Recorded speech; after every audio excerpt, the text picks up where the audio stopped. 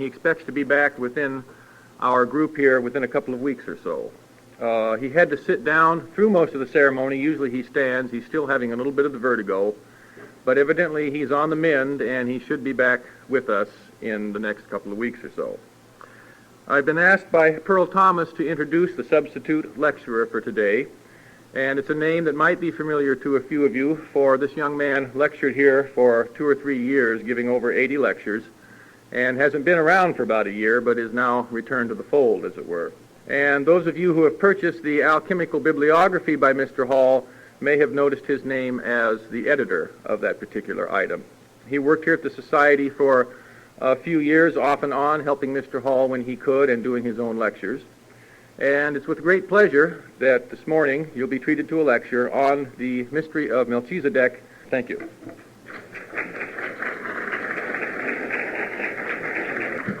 Hello.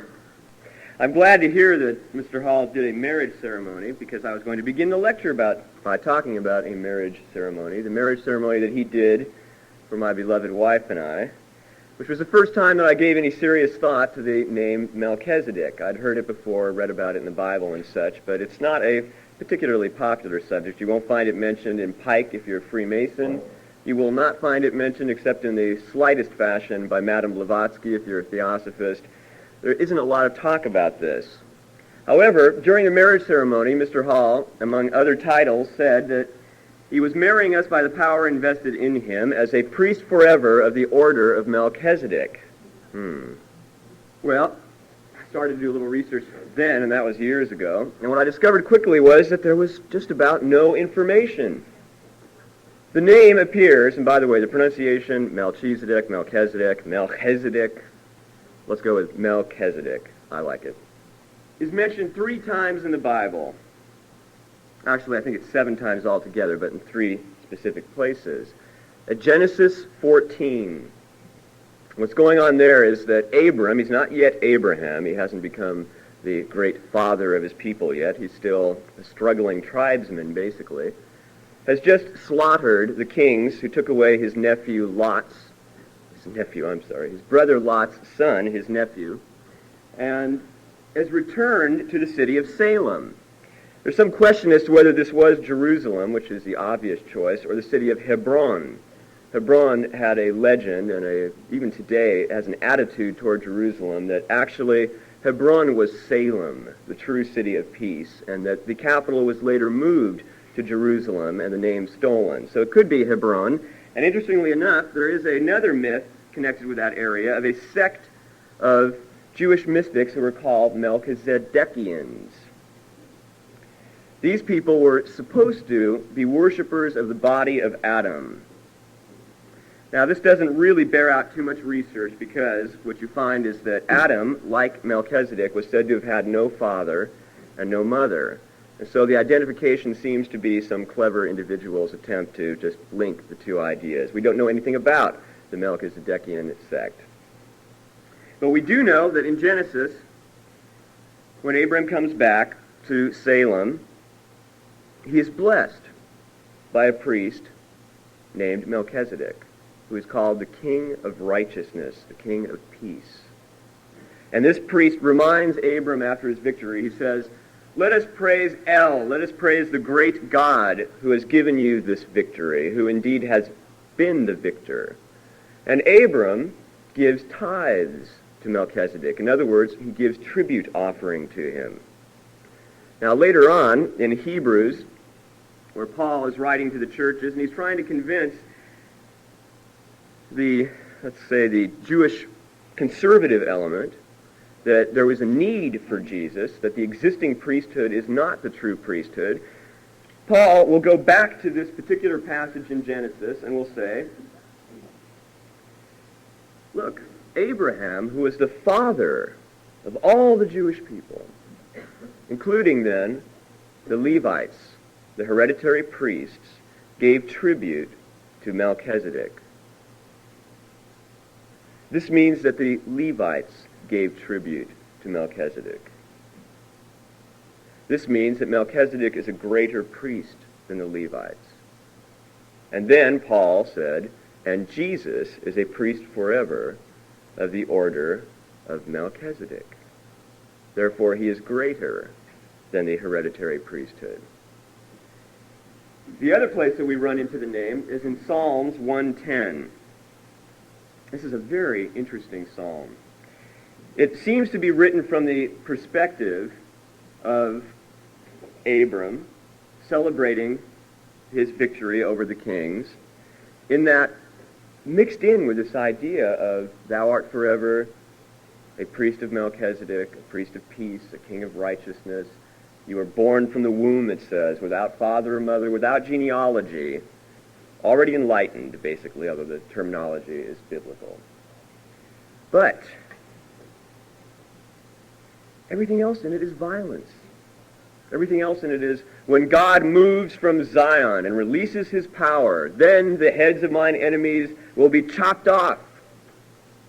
All my enemies will fall. Blood will flow. Very violent. But again, the church has pointed back to this and said, talking about Jesus, and they're talking about the second coming. That psalm was then taken to be prophetic. The idea was that when Jesus returned, the Lord would release his powers and would topple the kings of this world. But how this is connected with Melchizedek, the Prince of Peace, Prince of Righteousness, is a little bit mysterious. But I think we'll be able to explain it by the end of the lecture. Now, there are other traditions as well, but this is the only one that dates back to the actual time when Melchizedek may have been alive. Only the Bible records. We have a Gnostic account in the Pistis Sophia that is very hallucinogenic. Melchizedek is described as a savior for the angels. Jesus was a savior for men, the Gnostics say, but Melchizedek is a savior for angels. And then they say that he was born from the 5 trees in a particular arena of paradise. And in other words, the hint is that he was born from the hand of Sophia, wisdom itself. He was an enlightened teacher, perhaps.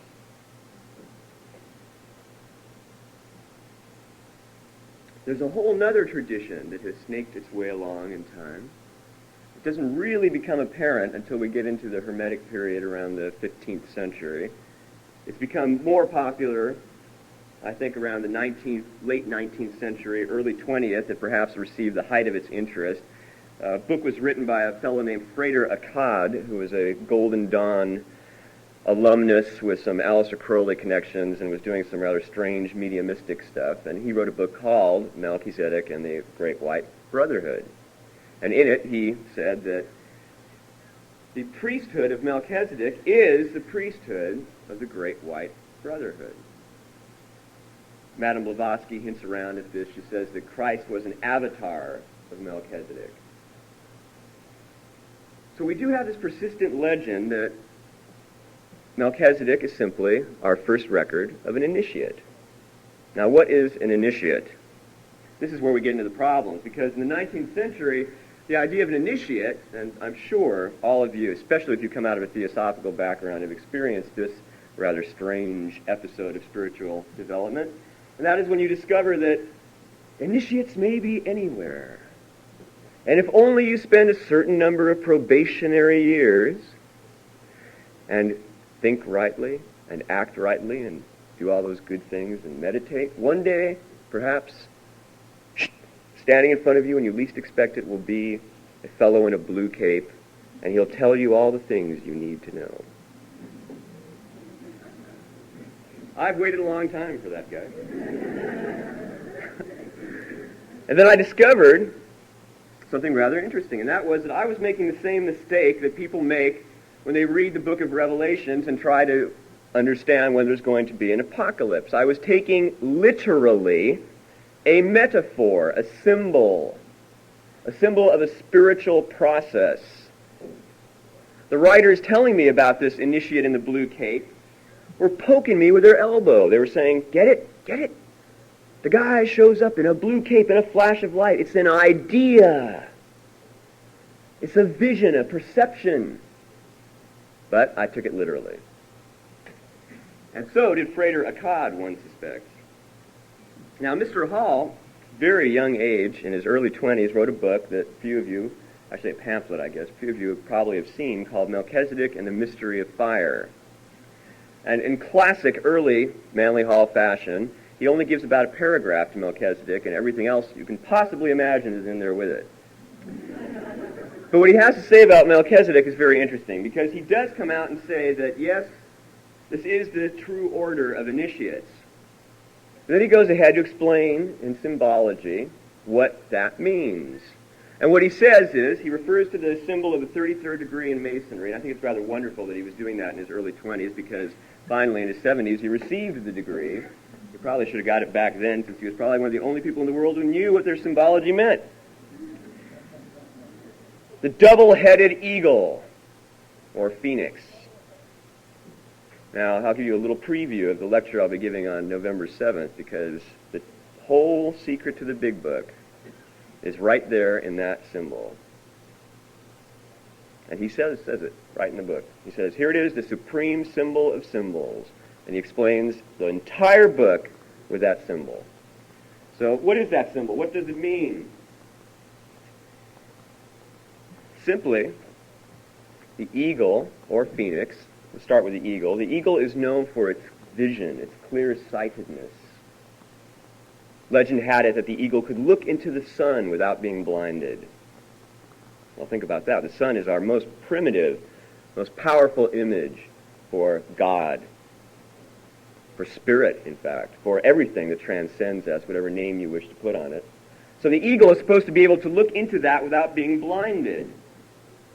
Further, the phoenix is a bird of rebirth. It's its own father and mother. Aha! Melchizedek. Didn't we say that Melchizedek was his own father and mother? Well, then Melchizedek is related to the phoenix. And here's this phoenix that emerges out of a nest of flames. If we look into alchemy, we find out that flames are spiritual aspiration, the desire for enlightenment. A very holy man, Sri Ramakrishna, and I say very holy because he had that unique combination of childlike humor and, in fact, perhaps innocence and tremendous knowledge, and was most recent, I think, of all the avatars accepted by the authorities in India as an actual incarnation of God. I think there may be a couple that I'm not aware of now, but he was universally recognized as an avatar, and he said that the great key to spiritual enlightenment was to want it more than anything else. That's all. He used to say, if I held your head under water and you couldn't breathe, how badly would you want that air? If you want God or goddess that badly, you will experience God or goddess. If it's a hobby, if it's something that you devote a minute or two of thought about maybe once a week, don't be surprised if you don't get results. It's in the desire. And again, in alchemy, the flame could be turned up too high. You could want so much that you didn't have room to receive. Because the trick, of course, is to want and then let go so it can come to you. Otherwise, you're in a flurry of thinking and neurosis. And it could be too low. Nothing gets boiled. Nothing changes. There's no transmutation. There's no purification. Lead can't be made into gold. So the phoenix rises out of this nest of flames of aspiration, its own father and mother, immortal and aware of its immortality. We put that together with the eagle and its clear vision, its ability to look into the sun, and we have a perfect picture of a certain kind of human being. This is a human being who has developed the heart and the mind. If you develop your mind without your heart, you become a very dry, brittle creature indeed. I had professors during my sojourn in college who used to say things to me like, I've got a friend who breeds roses. The passion he feels for these flowers escapes me. I think it's ridiculous. I go out there, I look at the flowers, I smell the flowers. I don't see the attraction. It's just a plant. No emotions, no aesthetic appreciation whatsoever, but an amazing mind. The heart atrophied. It was a little appendix. Then on the other hand, if you're all heart and no mind, chaos. I did what I felt was right. Why is the world falling down on me? Because you did something stupid. You didn't use your mind. It's not enough to just use your heart. The heart gives you intuition, the ability to know things without thinking about them, to instinctively know. But you know, you've got all kinds of voices inside your head. And some of those voices are telling you to do things because they're remnants from your childhood. They're immature aspects of yourself that want attention. So they give you bad advice. Or perhaps a parent, a teacher, a movie star unduly impressed you as a child in a particular opinion they have about something. Pops up into your mind every time you think about that subject. So if you follow that advice without ever thinking, without using your brain, and worse yet, if you're all heart, you miss all the good stuff left for you by all those who came before. Many people make a mistake in that they feel there is only one right way. You must be a Theosophist. You must be a Christian. You must be a Buddhist. They are all systems made up of revelations left by people who saw something and who wanted to communicate it to others. Some of those people were crazy. Aleister Crowley, for example. Enlightened, but crazy. Some of those people were wonderful poets. Some of them were terrible poets. Some of them were profound thinkers.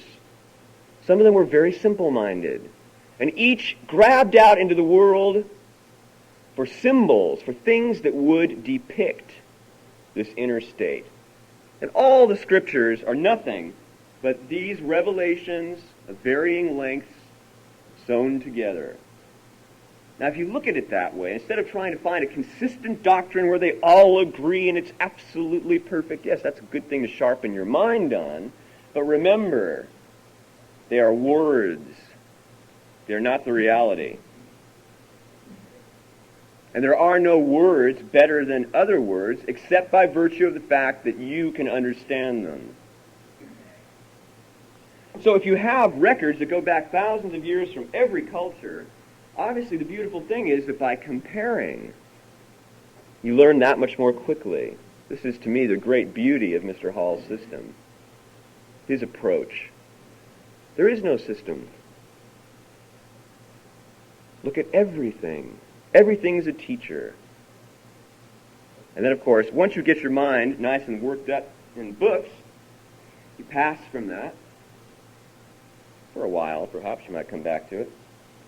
You pass from that into experience. You start to use your brain in your life. You use your heart in your life. And what you get is the power of reason, power of intuition, working together. And for esotericists, perhaps the most profound mystery system, the Eleusinian, featured a part where Demeter, the mother in Greek, went searching for her lost daughter Proserpine, carrying two torches, reason and intuition.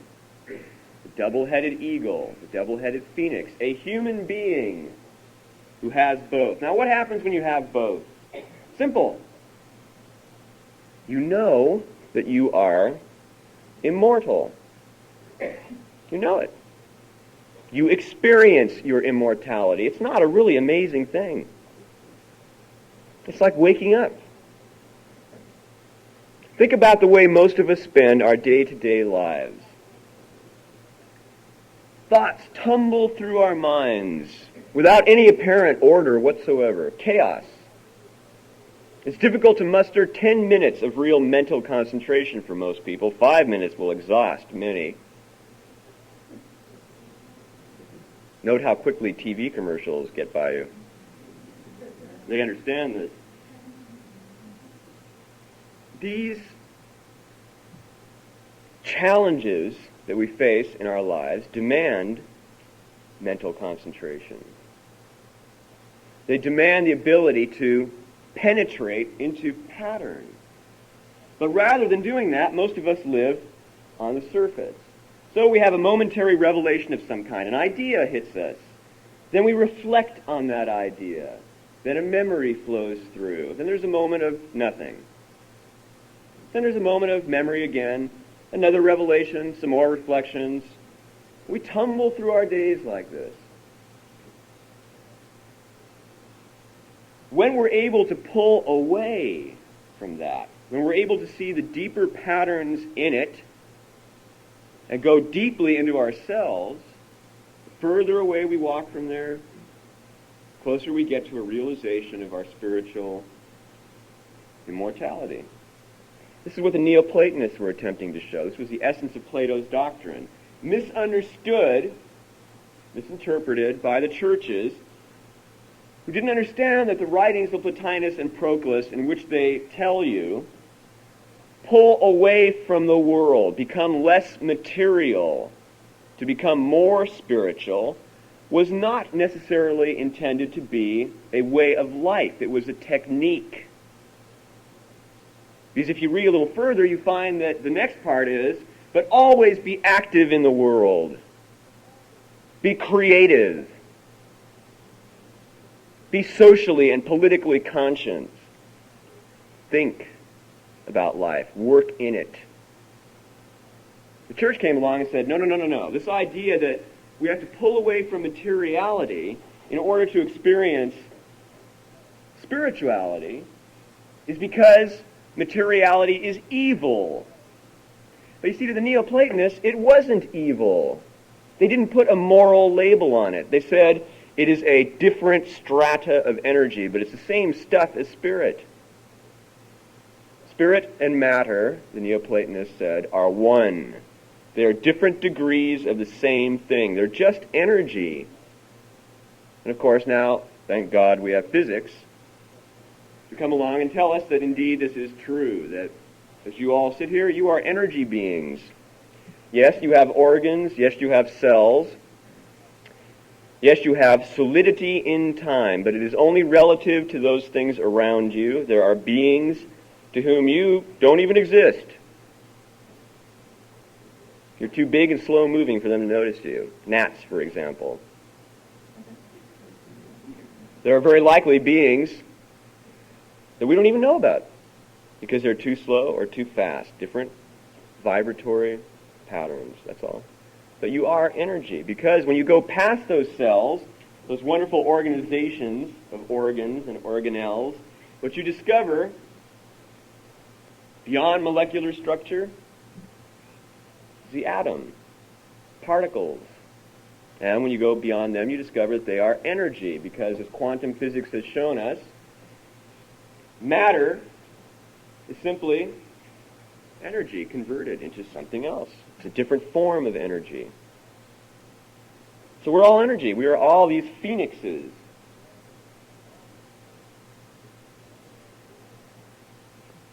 If you identify with a very dense degree of this stuff, in other words, if you are constantly embroiled in your daily life, if you have the TV on all the time and the radio's cranked behind you, and you're thinking about all your problems, there's tension and screaming and sirens going off, and this is your reality, is it any wonder that you can't experience your own immortality?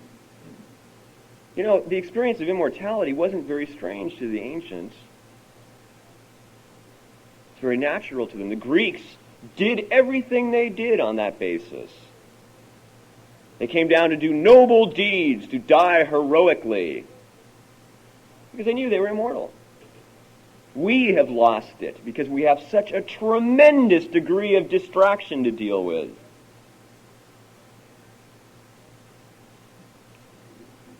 But if you pull away from it permanently, go up and live in your Himalayan cave,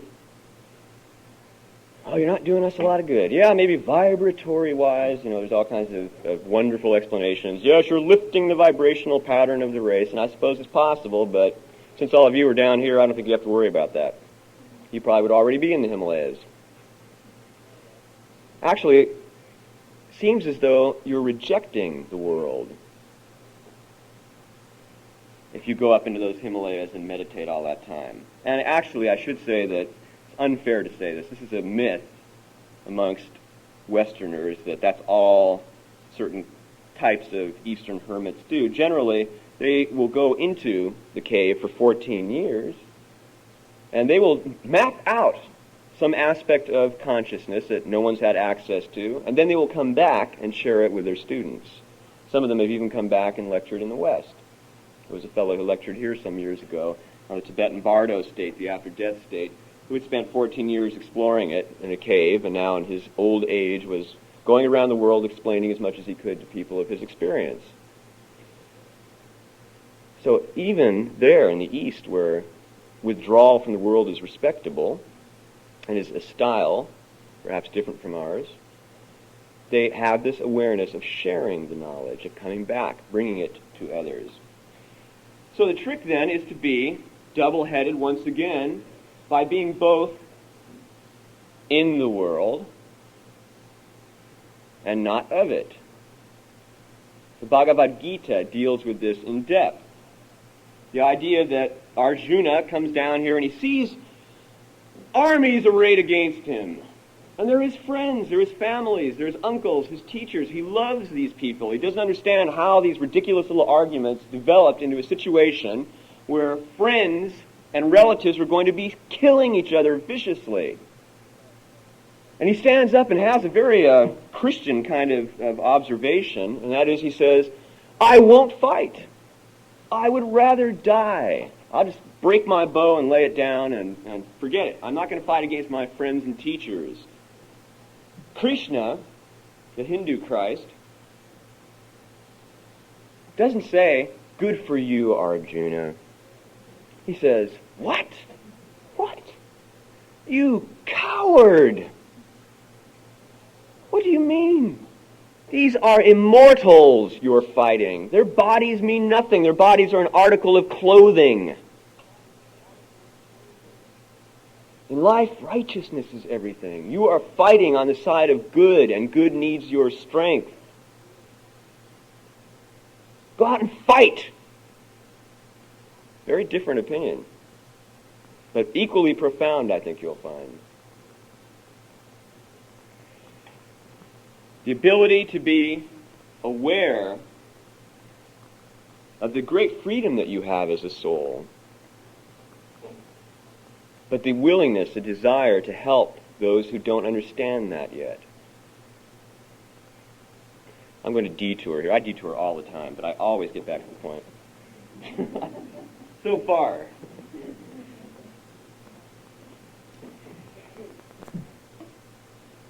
In reading about Melchizedek in Genesis, it wasn't hard to wind up at Genesis 18 and 19, where we're dealing with the destruction of Sodom and Gomorrah.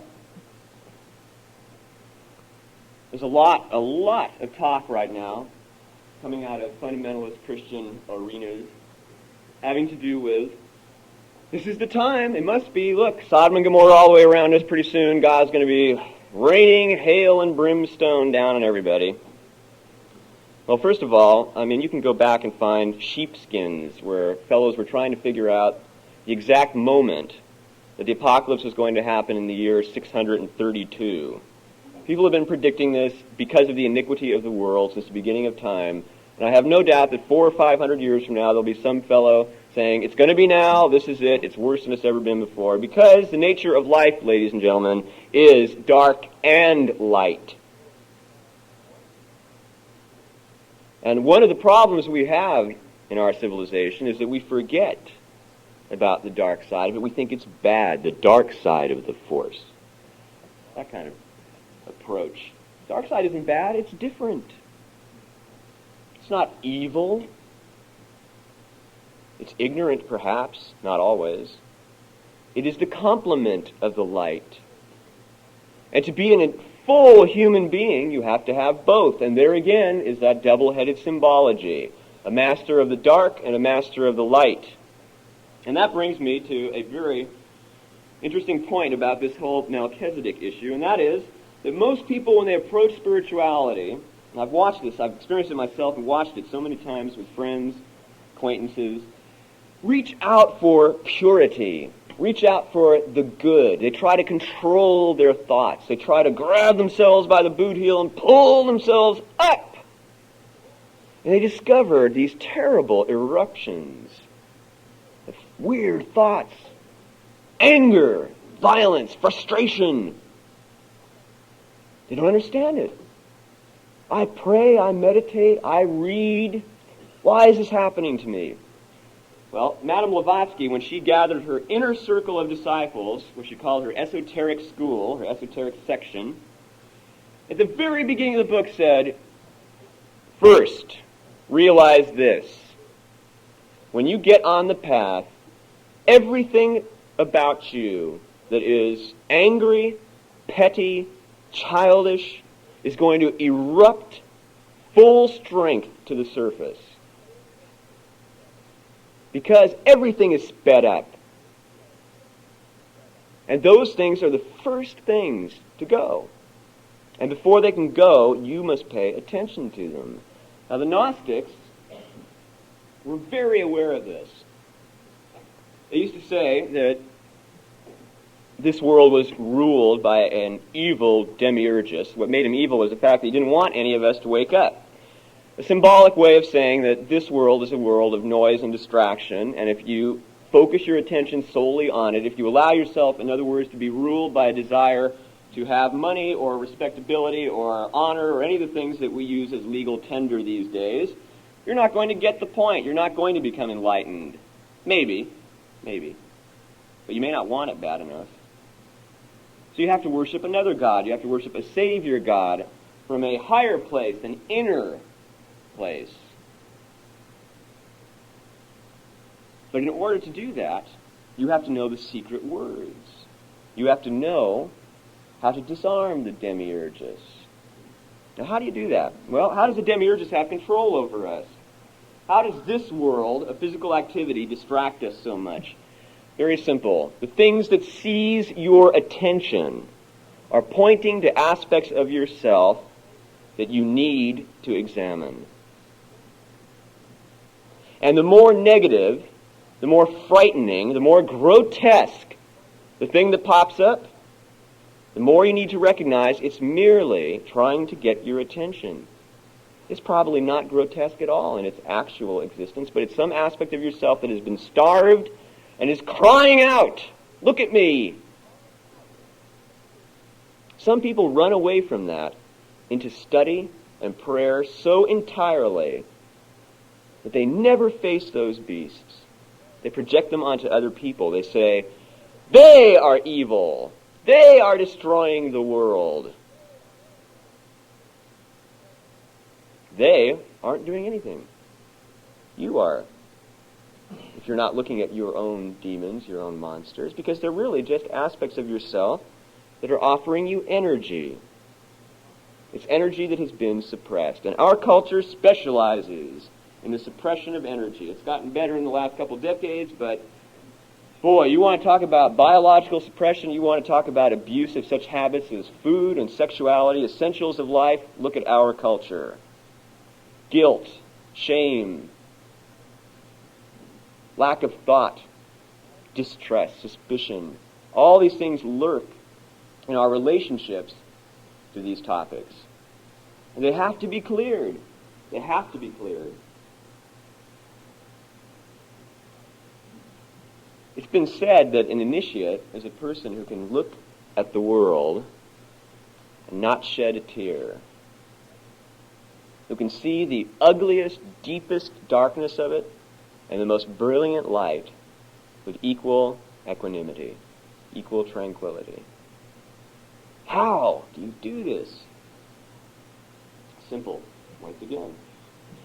Where does the idea that something in the world is evil come from? It comes from you. It comes from your judgment. You look at something and you say, it's horrible. Starving Ethiopian children. It's evil. Who are you to know what that starving child really means? To know what that experience means for the soul? To know where that soul winds up? To know why the starving children have some important destiny, perhaps, in the ultimate history of humanity?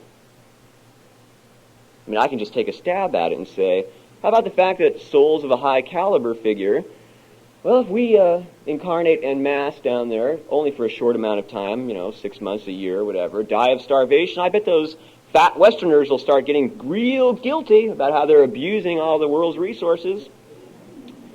And if you realize that a life is a twinkling of an eye and that you are an immortal soul, it's not a very big sacrifice. That's just my guess at it. Now what? The animus mundi, the world soul, the great wisdom that makes us look like ash before it. What that life has in store, I don't know. I can't judge. So the Neoplatonists said, there is no evil. Evil is ignorance. Two ways you can look at that. Adolf Hitler was evil because he was ignorant. And we see evil because we are ignorant of the good in it. Think of the symbol of the yin and yang. Yin has a seed of yang in it. Yang has a seed of yin in it. Good has a seed of evil in it. Evil has a seed of good in it.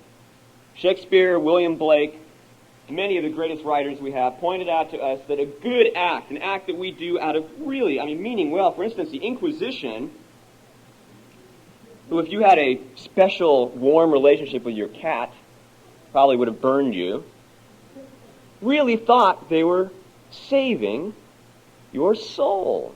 They meant it. When you were screaming with agony, they were telling you, I'm doing it for your own good, you'll thank me. A good intention with an evil result, apparently. And then there are people who think they're committing evil and wind up doing good. Think that what they're going to do is perhaps collect up all this money, slowly buy up a certain area,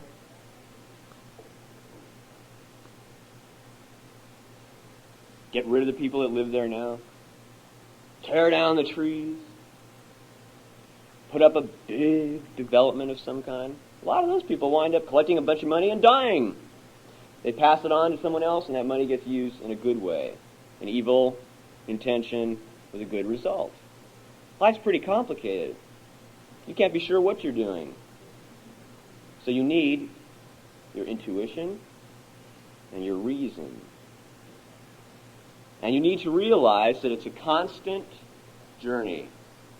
You don't get them. It's not, da-dum, bing. There I am, a phoenix. There's usually a first experience that feels like that. You can hear the trumpets go off. It's like Revelations. But after that, it's a continuing process. And what you learn very quickly is that you have to keep growing. You have to keep expanding. You have to keep challenging yourself. You have to keep learning more and more. Otherwise, you stagnate. You begin to lose what you have. You lose that fluidity. You lose that sense of the immanence of the divine. So, a priest of the order of Melchizedek is a person who has awakened their reason and their intuition, who can see their immortality, who can see the divine in everything in the world, and who does their best not to judge, who does their best to assist in the progress of things. Now, as in the title of Mr. Hall's booklet, Melchizedek and the Mystery of Fire, there's a long mythic association between Melchizedek and fire. And I would ask that those of you who have matches or lighters, bring them out, please. So I'm going to show you a form of symbology that you will find very interesting, very handy, and always available. And I think it will give us a very important key to the mystery of Melchizedek. And those of you too lazy to pull out your lighters and such can look at other people's. You won't be able to see as well, but think of a candle flame. If you look at a flame, you will note that there are three parts to it. These aren't too good because they run on a form of fuel that isn't very pure. Matches are better. But what you will see is that there is in the center a clear place. Has a slight bluish tint to it. You will see that just above it, there's kind of a muddy place, still clear. And then finally, there's the yellow-white light. Now, on a candle flame, it would be a little better. You'd have a clear spot, a golden spot, and a red, smoky place rimming them. Every flame looks like this. What's the symbology? What's the significance? As Pee Wee Herman would say. The significance is the invisible part, the part you cannot see, is God, the unknowable.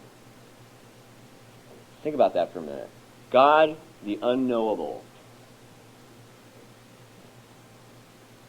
In the Bible, Jehovah, Yahweh, we don't know what it is, Yod-He, Vav-He, the Tetragrammaton, is just 4 letters put in for the nameless, the name that shall not be spoken.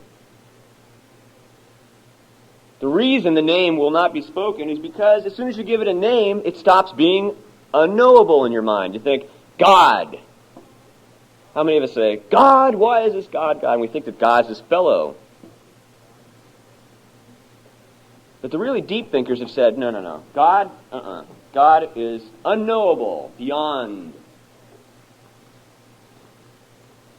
The next part of the flame, the glorious golden part, if it's a candle flame, that's what the Christians call the sun. The Son who bears witness of his Father. In other words, the shining things in life, the beauty, the goodness, the love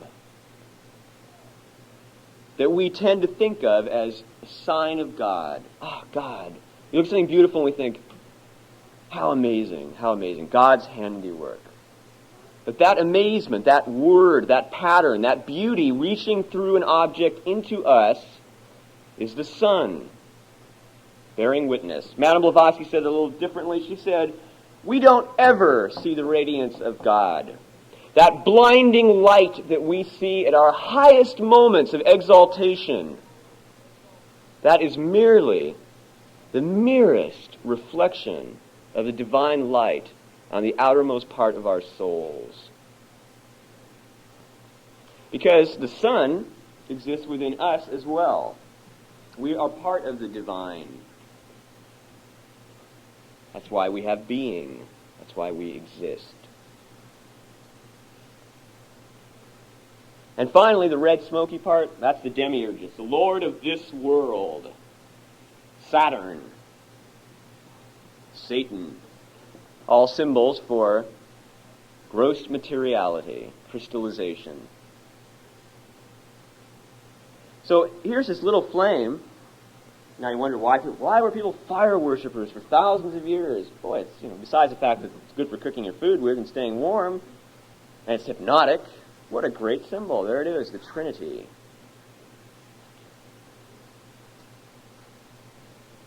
So, the mystery of fire is connected with Melchizedek and the phoenix.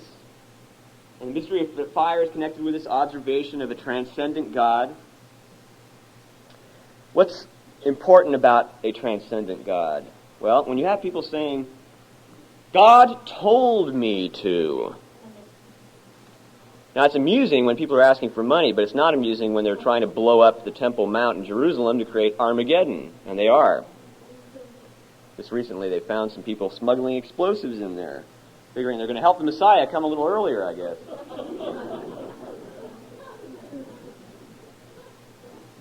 Well, if you know that God is transcendent, you don't say, God told me. You say, whoa, what's this voice telling me to do this?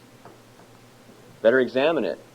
Another nice thing about the transcendent God is it reminds you to be humble. It reminds you that you don't know anything. You don't even know your own life. It's like when Jesus says in the Bible, and you can't even turn a hair on your head. Different color. Think of all the great works of art. You know, one of the great neuroses of our culture is, why should I create a Shakespearean play, a great piece of music? Why? It's not going to last. If the nuclear bombs don't get it, eventually the universe will decay, as Woody Allen loves to point out in all his movies. So if it's going to all decay and be gone, what's the point of it? Well, first of all, since you're an immortal soul, the experience is the point of it. You're opening yourselves. You're learning.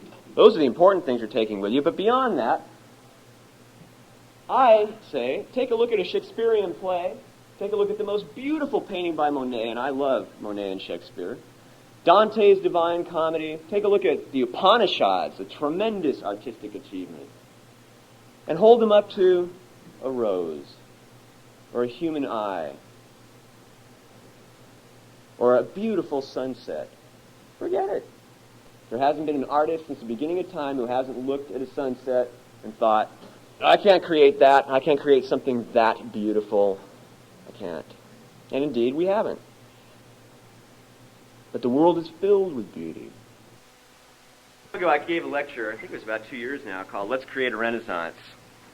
Kind of a zippy title. Leonardo da Vinci, Pico della Mirandola, the people responsible for the first Renaissance, didn't sit around smiling about it. They worked hard. They created new art forms, great masterpieces that were a source of inspiration and still are to millions, perhaps billions of human beings. And that's hard work. The friend once said to me, God don't pound nails. That's the key to the whole thing. God will give you the idea to build the building, but God don't pound the nails. You have to. And so when I look around, it used to be, when I first started lecturing here, I loved making snipes at Christian fundamentalism. I can't help it. It's asking for it. Somebody must. I used to like to get up here and say, if it's such a great religion, why is it producing no great art? Why is it producing virtually no art at all? It's not inspiring. It's dull. It's hysterical. It reminds me of a rock concert, except it's not as good. Now I'm beginning to say that same thing about New Age. The nice thing about the New Age is there's a lot of painters, a lot of poets, a lot of musicians. The not nice thing about it is that they are the laziest bunch of artists I've ever seen. Great ideas, no execution, no knowledge of tradition, no command of the media. Now my hope is that what this Age of Flowers Aquarian actualization thing is going to mean is that the artists are going to start working hard now. Because it's the artists who create the new visions, the new mythologies, the new dreams for all of us to dream, the new ways to relate to life, fresh symbols of revelation. But the challenge is to create something great, something filled with beauty that is a combination of discipline and inspiration, again, of reason and intuition. Now, the reason that I'm bringing this up, you might be wondering, why is he talking to me? I'm not an artist. The reason I'm bringing this up is because when I get up here to speak to you, and especially people who came to hear Mr. Hall, you guys may not think of it this way, but you're kind of the cream of the cream. You're the people who realize that there is no concrete system. You're the people who have realized that all systems point to the same thing. You're the people who have been exposed to a wide number of mythologies and who can appreciate Mr. Hall's breadth and depth of vision.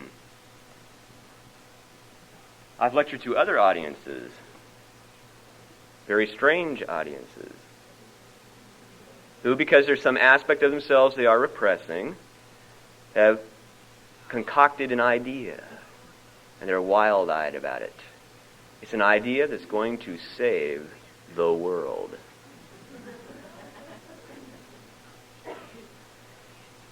Well, perhaps what distinguishes the PRS from other organizations interested in metaphysics is that we don't have an idea that will save the world, except the idea that human beings can save the world if they will just let divine law flow through them. And that's not really a system or a theology, it's just an observation.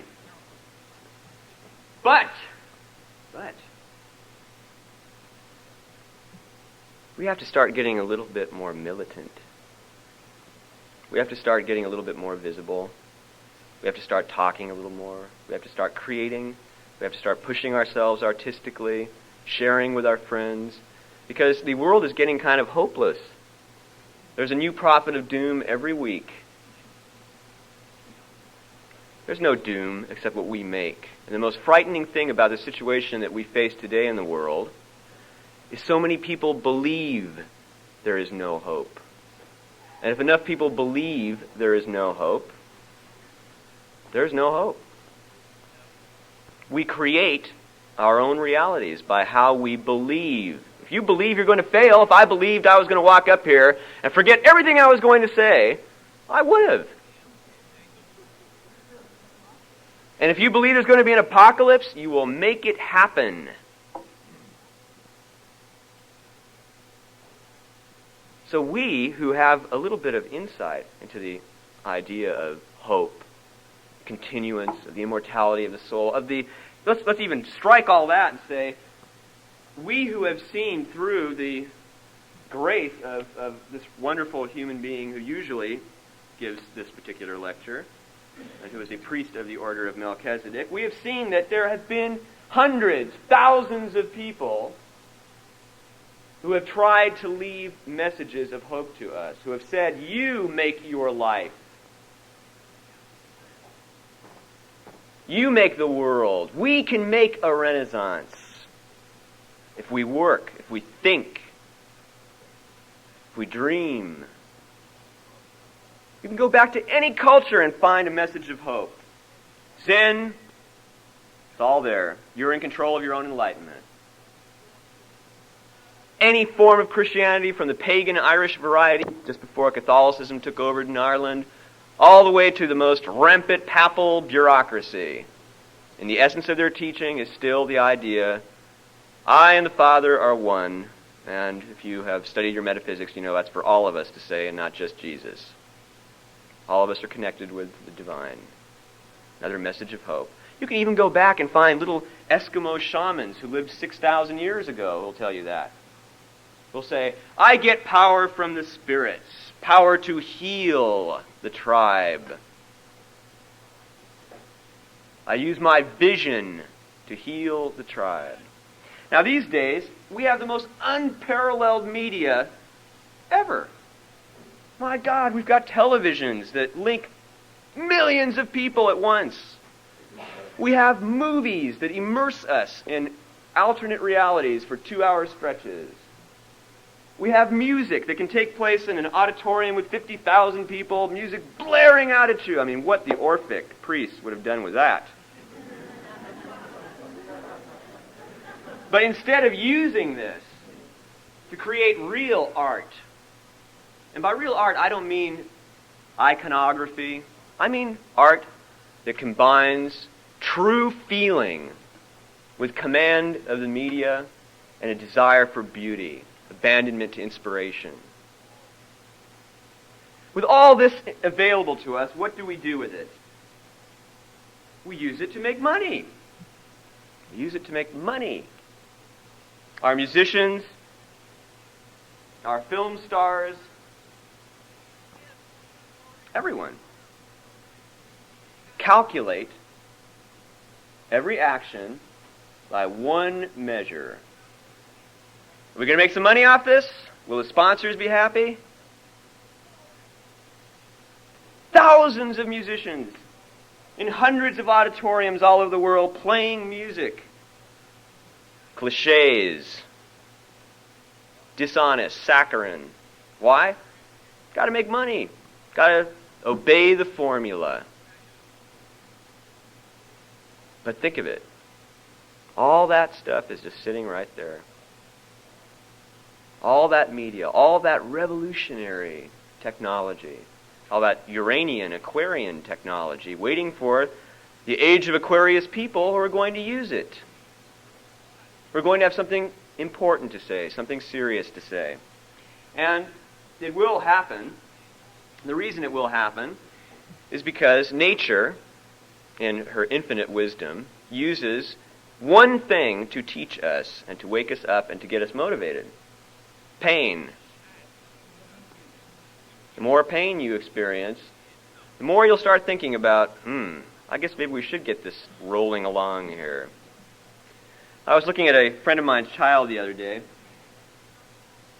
He's 9 years old. Wonderful. One of those kids who can sit down at a computer and just, like they were born to it. And I thought to myself, when this child grows up, when this kid grows up, he's going to look at those of us who are still here, and if we haven't done something to change the ozone depletion, the massacre of the Amazon forest, the extinction of hundreds of species, the toxins in the water, the land, and the air, the radiation with thousands of years of life, boy, they're going to spit on us. They're going to say, how could you do this to us? How could you leave us this? And they'll be right. If we don't do something about it, who's going to do something about it? Who's going to care? Who's going to change it?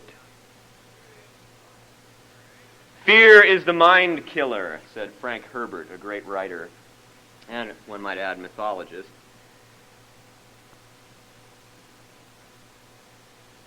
Think of the spectacle.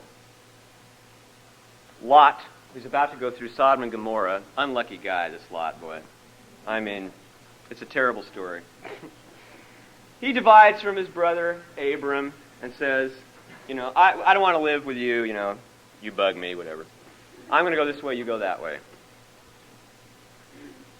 Along come some kings. Back then, kings weren't, by the way, kings with like Xerxes crossing the Hellespont with 1 million soldiers. The kings were like local tribal chiefs at that time. 5 kings united, and they came out, attacked Lot, stole the women, took his nephew with him.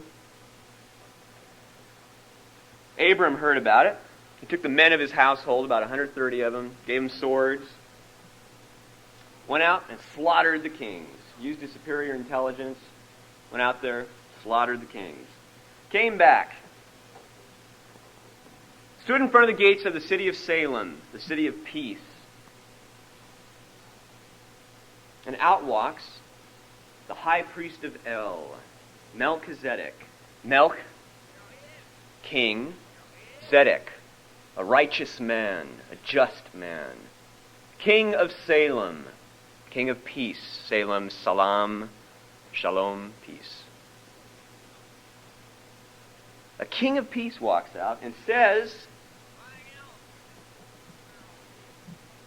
bless you, Abram, and bless the God that gave you the power to slaughter the unjust kings. Wow. Again, strange. As we mentioned earlier, a king of peace telling Abram, congratulations for slaughtering all those people. What's the sense in it? Metaphor. Who are these unjust kings? Are they perhaps idols?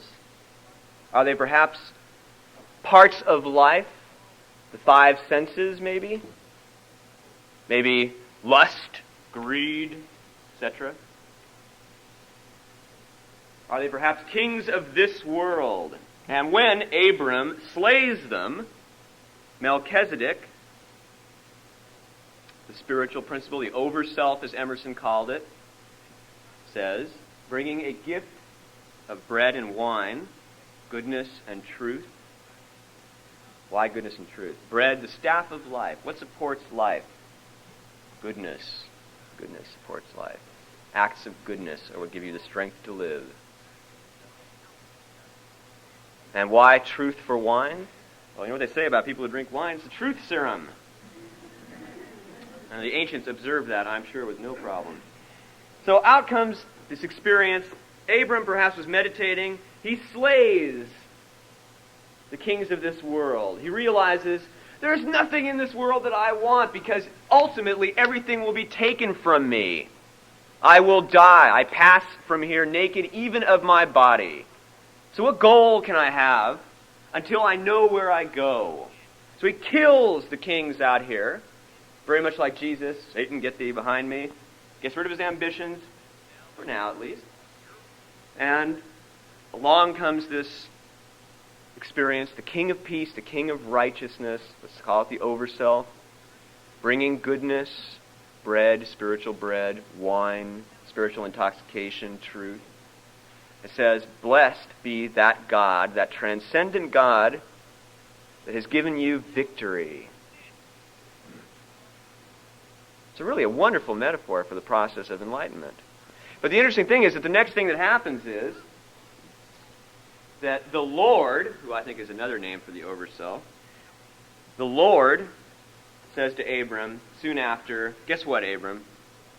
You're going to get everything. You're going to be Abraham, father of your people, and your people will multiply like the stars in the sky and the sands on the beach. It's the story of Solomon again. Ask for wisdom, and you'll get everything else. That's why I'm haranguing you, because you are people who have asked for wisdom. You've seen the importance of that. And most of the world hasn't. Most of the world is fascinated with the kings of this world. Most people only see that Mercedes-Benz they've been wanting. I live right by Sunset, right on the Strip area, and I love to watch people showing up to these restaurants because it isn't a very pleasant experience for them. It's like being on stage. Their socks, their shoes, their clothes, their car, the women they're with, all have to be perfect. And if somebody happens to pull up in a better car, it's all over. They should have made the reservations a half an hour later. You see the depth of emotion on their faces. The exaltation they experience when they've got the best car in the lot. Why? Well, it's just a substitute for God. It's just a substitute for wisdom. They're symbolizing to themselves in that car the true goodness of life, which is knowledge, spiritual knowledge. Knowing who you are, a little bit. Where you're going, a little bit. Where you came from, a little bit. Once you know those things, you're way ahead of the game. Now, in his pamphlet about Melchizedek, Mr. Hall says that the process of initiation, of enlightenment, speeds up evolution. Coming from an old theosophical idea, he says that eventually human beings will be bisexual physically, because only then will the psyche of a human being be complete. Up until then, biologically, humans are halves. Mr. Hall went on to say that the initiate, the priest of the order of Melchizedek, is a person who has awakened, if he is male, the feminine, and obviously a female, the masculine. They have sped up evolution. They've taken the unipolar body and put a bipolar consciousness in it. They have mastered the masculine and the feminine virtues. They are truly human, and this makes them an initiate. Now, this is right in line with Jungian psychology. It's the idea that we have to grow up like the little mustard seed into something great and strong and wonderful and balanced.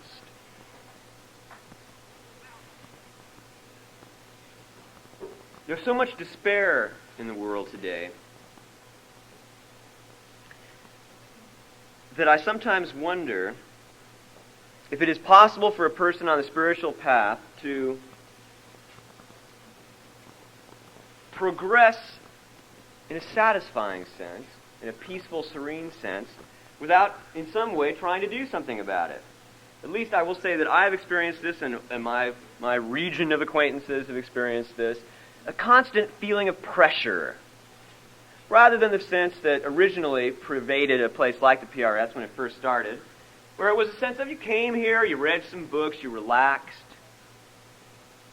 Most of the people that I find coming here now, especially the young zealots, oh, you can't believe the pressure. The answer, we need the answer now. Which way should we go? This way, that way? Until they finally learn from Mr. Hall's wonderful example, just quiet down and laugh for a while and relax. Then you'll get the point. But that pressure keeps coming back. Well, obviously, it's because we see a crisis, we see the need for change, we see the fact that for every one person who sees the world in a reasonable sense, who looks out in the world and says, well, look, there are some things we have to get done. We have to make the world safe to live in, to begin with. We've got to stop poisoning the world so we can breathe and we can eat things that aren't going to kill us. A lot of people don't see that. They don't care. They think the apocalypse is around the corner. Dig up all the gold. Poison everything. Who cares? The human race is in its adolescence. Today, there are many adolescents walking around who whiten out their skin, dress all in black, wear skulls and crossbones and nuclear bomb explosions, mushroom clouds on their backs, and listen to the most depressing funereal music you've ever heard. Young kids. Hopeless. They see death all around them. And they are trying to signify it to their culture. They're saying, we don't see any reason for hope. Terrible. And here's all this wisdom. Here's all this truth. Here's all this love not reaching them. Now, I'm sure that if each of you took a moment and think back to, what did I always want to do with my life? What did I want to be? I mean, the thing that really got you by the craw way down there. Maybe it's still a hobby. Maybe it's your career. Maybe you gave it up entirely. Maybe the reason it was so painful to give up was because you weren't supposed to give it up. Maybe you compromised. Maybe you can go back. Like the famous example Mr. Hall gives of the 80-year-old man he knew who went and studied Spanish so he'd be able to speak Spanish the next time around. Smart guy.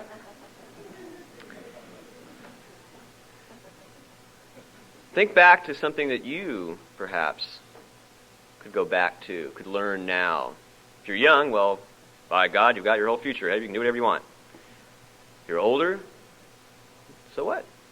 Experience, wisdom, all those years should be a piece of cake. The only way that we are going to affect change in our world is if we each become exemplars. That's what the priest of the order of Melchizedek is, an exemplar. And to be an exemplar isn't to be some snooty individual with his nose up in the air, filled with half-baked metaphysical conceits.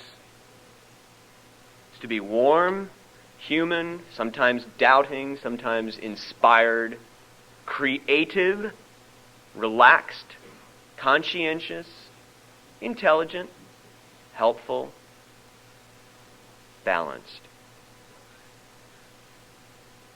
One person like that begins to spread a circle of good, a circle of transmutation.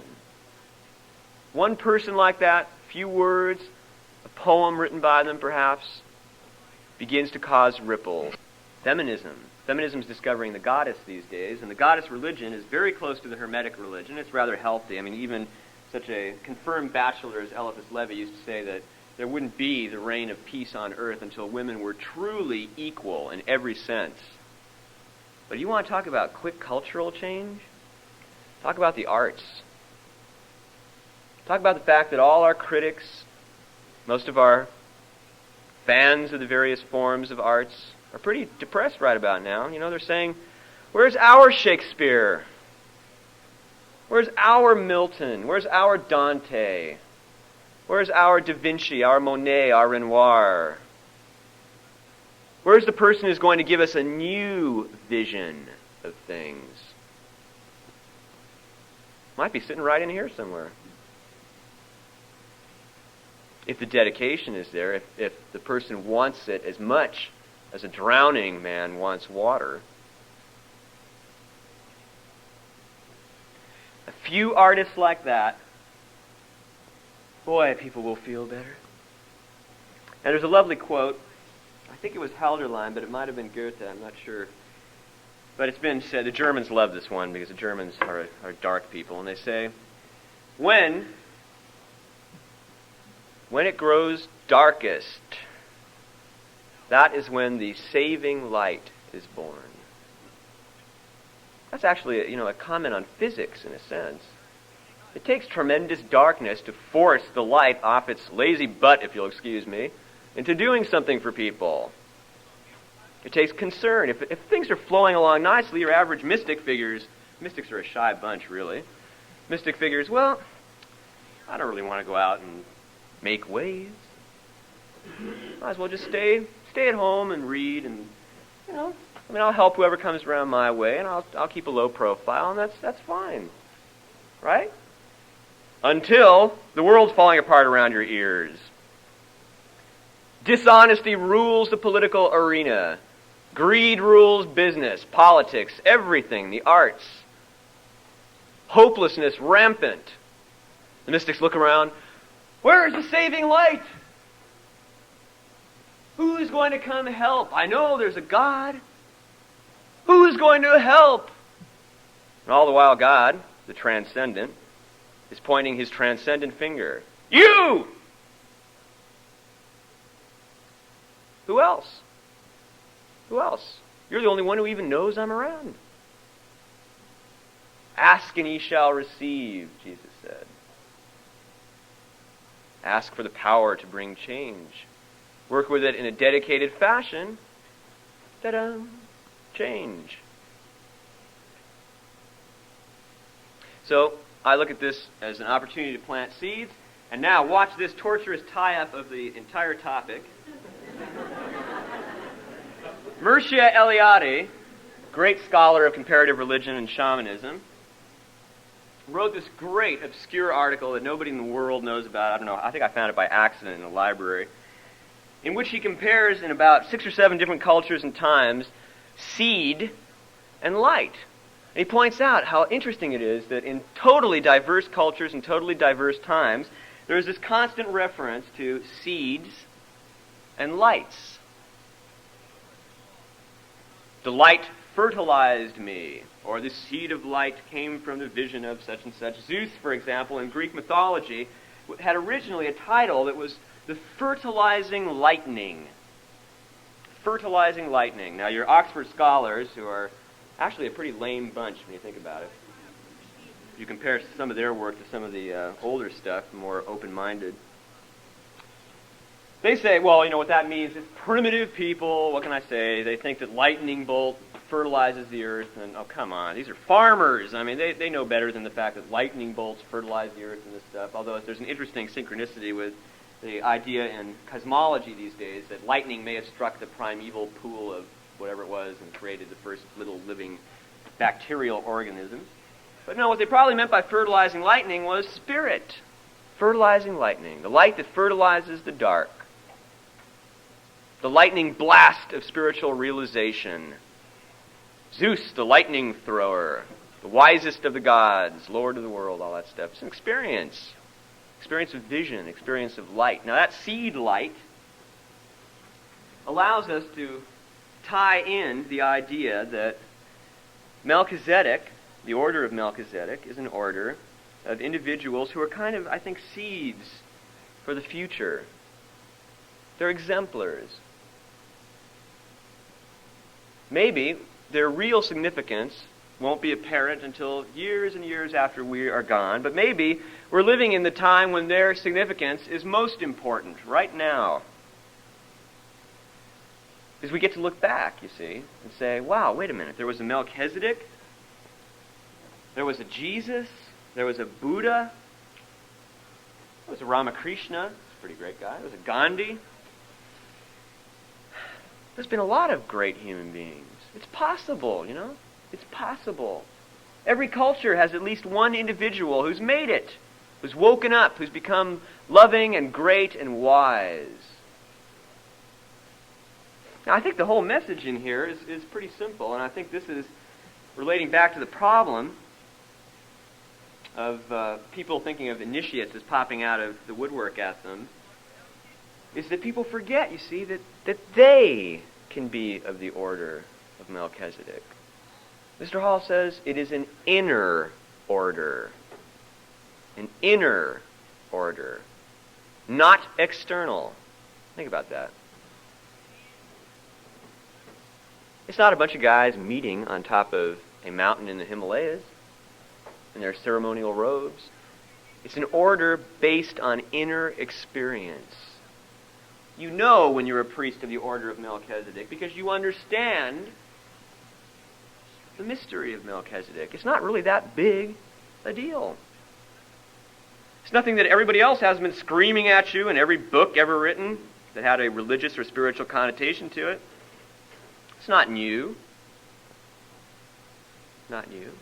But what's new about it, perhaps, is the idea that you, every one of you, is a potential king of righteousness or queen, king of peace. And you know it. Somewhere down deep, you know it. It takes a long time to allow it to come out and breathe. It takes a lot of experience. It takes a lot of fearlessness. It takes a lot of going out into the world and experiencing, and a lot of going away from the world, pulling away from it, and thinking about what you've experienced. It takes a lot of experimentation. I think finally, we can tie up the Aquarian Age and our order of Melchizedek quite nicely by saying that the essence of both is scientific. I don't mean science in the sense of God is an unproven postulation. If we can't bring God into a laboratory and cut him open, he doesn't exist. That's not science. That's an aberration of science produced by our rather materialistic and depressed state of affairs these days. True science, the science of Einstein or Dr. David Bohm or many other great thinkers, is open-minded. True science is experimentation with life, with every aspect of life, the realization that everything on earth is significant. Every experience is significant. Every moment is a potential work of art. Every act can be artistic, can be beautiful. The realization that what's demanded of us is to be the most that we can be, to develop all of our talents as much as we can, whatever that might be, to be as intelligent as we can be, as knowledgeable, as heartfelt, as intuitive, as physically fit and attractive as we can be, by our own lights.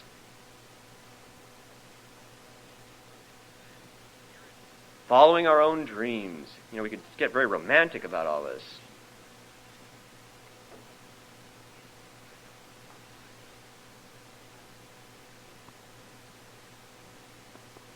I think the basic problem with humanity today is the problem of aspiration. You know, human beings are incredible creatures. The mind power, the will power, the heart power inside you is tremendous. If you believe it is, if you allow it to be, if you accept that, if you forget all those people who told you, based on their Judeo-Christian Islamic upbringing, 2,000 years of it, that you are worthless, that you can't do anything, that you have to have somebody else help you. No. You can be anything that you can dream of being, if you're willing to put the work, the dedication, and the fearlessness into it. And as a matter of fact, we finally reach times when this is positive proof. When we look around and we say, well, it better be true, because if it isn't, we ain't going to make it. We're going to follow the dinosaurs. We'll make it. The courage, the inspiration, the light of the order of Melchizedek, that's always with us. It doesn't disappear. It's here always. It's inside each of us always. Humanity is in its adolescence. And we're about to hit our 21st century. About to turn 21. And like those adolescents I was telling you about, who wear their pale makeup and dress in their black clothes, humanity is pouring ashes on its heads. Just like a romantic adolescent. Oh, woe is me. I can't do whatever I want. I can't rape the Amazon and still breathe air. But the next step is maturity. The next strength is the full creative power of maturity, the rebirth of hope. It's like when you cross that magic threshold, the age of 30. I love to watch how everybody just below the age of 30, oh, I'm almost 30 now. And everybody just above the age of 30, I'm only 30! That's the way humanity's set up right now. You know, oh, the year 2000. Folks, we're barely out of apedom. I mean, if you ever look at a you know, I mean, TV gives you constant examples of this, but if you have a chance, go down to the zoo and stare at Monkey Island for a while. You'll be amazed. I've had moments when I've watched other people staring at Monkey Island, and I've thought the monkeys were a little bit higher up there on the evolutionary scale. But it doesn't have to be that way. Once again, unparalleled opportunity.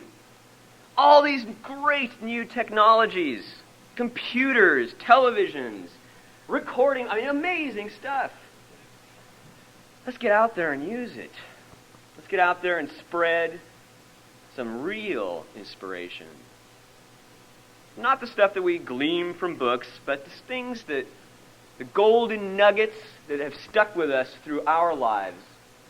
That's all that's really expected from us, you know, is to have some experiences, important ones, and share them with other people. If you are a person who's experienced immortality, if you've had an out-of-the-body or a near-death experience, tell everybody about it. Yeah, I did. Lecture about it. Stumble, mutter, stutter, whatever you have to do, but get out there and tell them. I've been there. I've seen. If you've had a mystical experience, an experience of the light, tell them about that. Tell them whatever. But tell them something. Tell them something with a little hope, a little intelligence, a little artistry in it. And we can start to kind of turn this around here. And I think that the order of Melchizedek was an order and remains an order of individuals dedicated to the task of bringing light, rebirth, the knowledge of immortality to human beings. So in that sense, you could include a whole bunch of people in there. You could include shamans and philosophers and name it, physicists, anybody who brings a little light into the world, a little understanding, a little beauty. Because what you really get down to is the fact that we have millions of children growing up, and yes, millions are starving, but billions are growing up starving for knowledge. I know when I grew up, I was horrendously obsessed with Halloween, because it was the only thing that I ran into for the first 13 years of my life that had anything to do with the mysteries. I didn't know why I liked it, but slowly I staked my way from there into philosophy of enlightenment. Now, it's pretty pathetic. It's pretty pathetic. After 5,000 years, 20,000 years of humanity, a little kid growing up in Los Angeles had to wait till he was about 20 years old to run into any quality stuff. Got to put it out there. We've got to put it out there. We've got to get this stuff out there to people. Books, the ideas, the sense of hope. So, what I'm suggesting in finality is, rather than focusing on, oh, I've got this problem, or oh, I've got that problem, or oh, let's focus on the world's problems and we'll feel a lot better. If you're starting to work on yourself, if you are concerned with being a better human being, you're fine. You're going to get there. Now let's start thinking about the other people, because ultimately the order of Melchizedek, even in its slight biblical implications, is an order of service. Melchizedek comes out and brings bread and wine and blesses Abram. And so the gift of truth, the gift of goodness to those who are battling in the world is something that we all can give. And in that sense, we can all participate in that order. So when Manly Hall stood in front of me, and stood in front of my wife and said he was marrying us by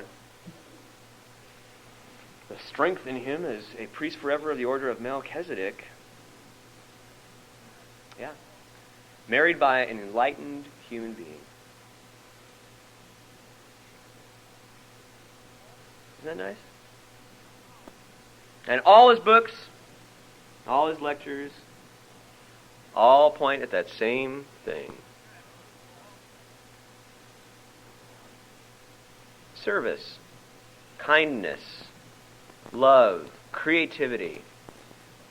Let us recall that this Manly Hall of which we speak was a violinist, musician.